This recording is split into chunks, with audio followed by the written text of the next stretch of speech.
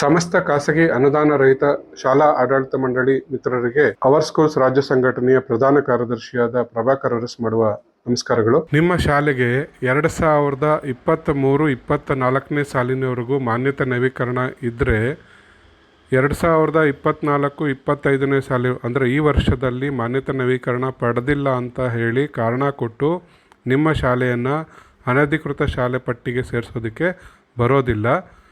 ನೀವು 2024-25ನೇ ಸಾಲಿನ ಮಾನ್ಯತೆ ನವೀಕರಣಕ್ಕೆ ಅಪ್ಲೈ ಮಾಡೋದಕ್ಕೆ ಆಗಸ್ಟ್ 30ರವರೆಗೂ ಸಮಯಾವಕಾಶ ಇರುತ್ತೆ. ನಿಮ್ಮ ಶಾಲೆಗೆ ಈ ವರ್ಷ ಅಂದರೆ 2024-25ನೇ ಸಾಲಿನಲ್ಲಿ ಮಾನ್ಯತೆ ನವೀಕರಣ ಪಡ್ಕೊಂಡಿಲ್ಲ ಅಂತ ನೀವು ಗಾಬರಿ ಆಗೋ ಅವಶ್ಯಕತೆ ಇಲ್ಲ. ನಿಮ್ಮ ಶಾಲೆಯನ್ನು ಅನಧಿಕೃತ ಶಾಲೆಗಳ ಪಟ್ಟಿಗೆ ಸೇರಿಸೋದಕ್ಕೆ ಅವಕಾಶ ಇರೋದಿಲ್ಲ. ನಿಮ್ಮ ಶಾಲೆಯಲ್ಲಿ ನೀವು ಅಡಿಷನಲ್ ಸೆಕ್ಷನ್ಗೆ ಪರ್ಮಿಷನ್ ಪಡೆದುಕೊಂಡಿಲ್ಲ ಅನ್ನೋ ಒಂದೇ ಕಾರಣ ಮುಂದಿಟ್ಕೊಂಡು ನಿಮ್ಮ ಶಾಲೆಯನ್ನು ಅನಧಿಕೃತ ಶಾಲೆಗಳ ಪಟ್ಟಿಗೆ ಸೇರಿಸೋದಕ್ಕೆ ಅವಕಾಶ ಇರೋದಿಲ್ಲ.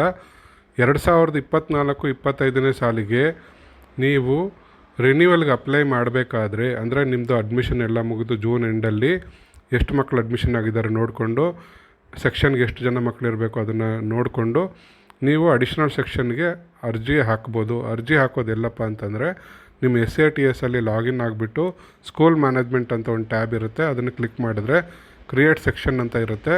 ಅಲ್ಲಿ ನೀವು ವಿವರಗಳನ್ನು ತುಂಬಿಸಿ ನೀವು ಸಬ್ಮಿಟ್ ಮಾಡಿದ ತಕ್ಷಣ ಅದು BO ಲಾಗಿನ್ಗೆ ಹೋಗುತ್ತೆ. BO ಅವರು ನಿಮಗೆ ಪ್ರತಿ ಸೆಕ್ಷನ್ಗೆ 500 ರೂಪಾಯಿ ಚಾರ್ಜ್ ಮಾಡಿ ನಿಮಗೆ ಅನುಮತಿ ಕೊಡ್ತಾರೆ. ರಾಜ್ಯ ಪಠ್ಯಕ್ರಮದ ಖಾಸಗಿ ಅನುದಾನ ರಹಿತ ಶಾಲೆಗಳಿಗೆ ಮಾನ್ಯತೆ ನವೀಕರಣಕ್ಕೆ ಶಾಲಾ ಕಟ್ಟಡ ಮತ್ತು ಅಗ್ನಿ ಸುರಕ್ಷತೆ ಪ್ರಮಾಣ ಪತ್ರಗಳನ್ನು ಪಡೆಯುವುದು ಕಡ್ಡಾಯ ಅಂತ ಹೇಳಿ ಮಾನ್ಯ ಪ್ರಿನ್ಸಿಪಲ್ ಸೆಕ್ರೆಟರಿ ಶಾಲಾ ಶಿಕ್ಷಣ ಇಲಾಖೆ ಇವರು ದಿನಾಂಕ 10/11/2020 ಹೊರಡಿಸಿದ್ದ ಸುತ್ತೋಲೆಯನ್ನು ರಾಜ್ಯ ಹೈಕೋರ್ಟ್ ಇತ್ತೀಚೆಗೆ ರದ್ದು ಮಾಡಿದೆ. ಹಾಗಾಗಿ ಖಾಸಗಿ ಅನುದಾನ ರಹಿತ ಶಾಲೆಗಳ ಮಾನ್ಯತೆ ನವೀಕರಣಕ್ಕೆ ವಿಶೇಷವಾಗಿ 2020-21ಕ್ಕಿಂತ ಮುಂಚೆ ಅಸ್ತಿತ್ವದಲ್ಲಿದ್ದಂತಹ ಖಾಸಗಿ ಅನುದಾನ ರಹಿತ ಶಾಲೆಗಳಿಗೆ ಈ ನಿಯಮ ಅನ್ವಯಿಸೋದಿಲ್ಲ ಅಂತ ರಾಜ್ಯ ಹೈಕೋರ್ಟ್ ತೀರ್ಪು ನೀಡಿರುತ್ತದೆ. ನಗರಸಭೆ, ಪುರಸಭೆ, ಮುನ್ಸಿಪಾಲ್ಟಿ ವ್ಯಾಪ್ತಿನಲ್ಲಿ ಇರುವಂತಹ ಯಾವುದೇ ಜಾಗಕ್ಕೆ ಕನ್ವರ್ಷನ್ ಅವಶ್ಯಕತೆ ಇರೋದಿಲ್ಲ ಅಂತ ಹೇಳಿ ಈಗಾಗಲೇ ಹಲವು ನ್ಯಾಯಾಲಯಗಳ ತೀರ್ಪಿನಲ್ಲಿ ಉಲ್ಲೇಖ ಆಗಿರುತ್ತೆ. ಹಾಗಾಗಿ ನಿಮ್ಮ ಶಾಲೆಯು ಯಾವುದೇ ನಗರಸಭೆ ಅಥವಾ ಮುನ್ಸಿಪಾಲ್ಟಿ ವ್ಯಾಪ್ತಿನಲ್ಲೇ ಇದ್ದರೆ ನಿಮ್ಮ ಸ್ಕೂಲ್ ಬಿಲ್ಡಿಂಗಿಗೆ ಕನ್ವರ್ಷನ್ ಅವಶ್ಯಕತೆ ಇರೋದಿಲ್ಲ. ಇದಕ್ಕೆ ಸಂಬಂಧಿಸಿದಂತೆ ನ್ಯಾಯಾಲಯದ ತೀರ್ಪು ಬೇಕಾದಲ್ಲಿ ನನ್ನನ್ನು ಸಂಪರ್ಕಿಸಿ. ಯಾವುದೇ ಒಂದು ಶಾಲೆ ಅಂದರೆ ಒಂದು ಸ್ಟೇಟ್ ಬೋರ್ಡು, CBSE ಅಥವಾ ICSEಗೆ ಅಫಿಲಿಯೇಷನ್ ತೊಗೊಂಡ ಮೇಲೆ ಸ್ಟೇಟ್ ಬೋರ್ಡ್ ಶಾಲೆನ ನಡೆಸೋ ಹಾಗಿಲ್ಲ ಅಂತ ಹೇಳಿ ಇದುವರೆಗೂ ಕೂಡ ಅಧಿಕೃತ ಸರ್ಕಾರಿ ಆದೇಶ ಇರಲಿಲ್ಲ.